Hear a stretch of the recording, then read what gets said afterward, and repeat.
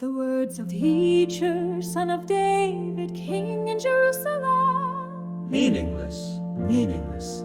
Says the teacher, utterly meaningless. Everything is meaningless. What do people gain from all their labors at which they toil under the sun? Generations come and generations go, but the earth remains forever. The sun rises and the sun sets and hurries back to where it rises. The wind blows to the south and turns to the north. Round and round it goes, ever turning on its course.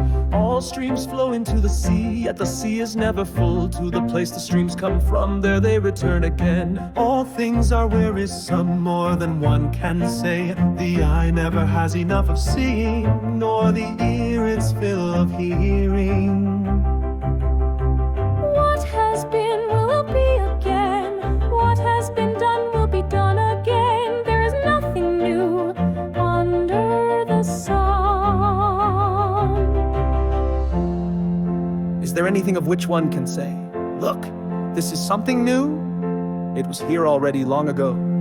It was here before our time.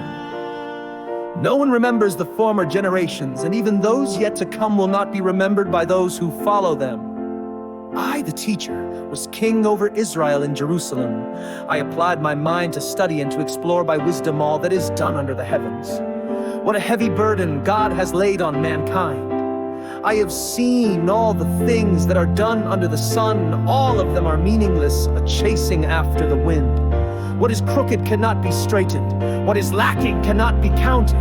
I said to myself, look, I have increased in wisdom more than Anyone who has ruled over Jerusalem before me, I have experienced much of wisdom and knowledge.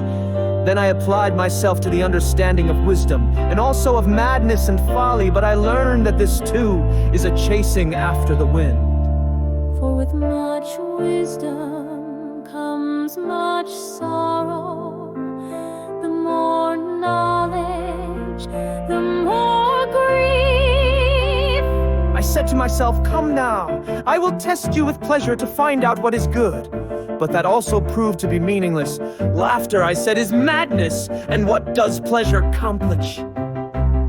I tried cheering myself with wine and embracing folly, my mind still guiding me with wisdom. I wanted to see what was good for people to do under the heavens.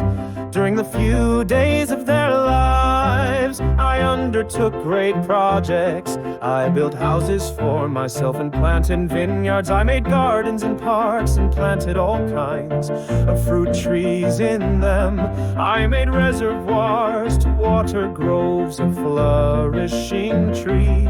I bought male and female slaves and had other slaves who were born in my house. I also owned more herds and flocks than anyone in Jerusalem before me. I amassed silver and gold for myself and the treasure of kings and provinces. I acquired male and female singers and a harem as well. The delights of a man's heart, I became greater by far than anyone in Jerusalem before me.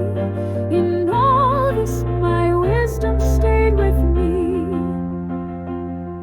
I denied myself nothing my eyes desired. I refused my heart no pleasure. My heart took delight in all my labor, and this was the reward for all my toil. Yet when I surveyed all that my hands had done, and what I had toiled to achieve, everything was meaningless, a chasing after the wind. Nothing was gained under the sun. Then I turned my thoughts to consider wisdom and also madness and folly. What more can the king's successor do than what has already been done? I saw that wisdom is better than folly, just as light is better than darkness. Wise have eyes in their heads, while the fool walks in the darkness. But I came to realize that the same fate overtakes them both. Then I said to myself, the fate of the fool will overtake me also. What then do I gain by being wise? I said to myself, this too is meaningless.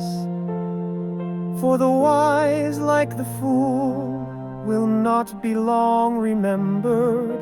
The days have already come when both have been forgotten. Like the fool, the wise too must die. So I hated life, because the work that is done under the sun was grievous to me. All of it is meaningless, a chasing after the wind. I hated all the things I had toiled for under the sun, because I must leave them to the one who comes after me. And who knows whether that person will be wise or foolish. Yet they will have control over all the fruit of my toil, into which I have poured my effort and skill under the sun. This too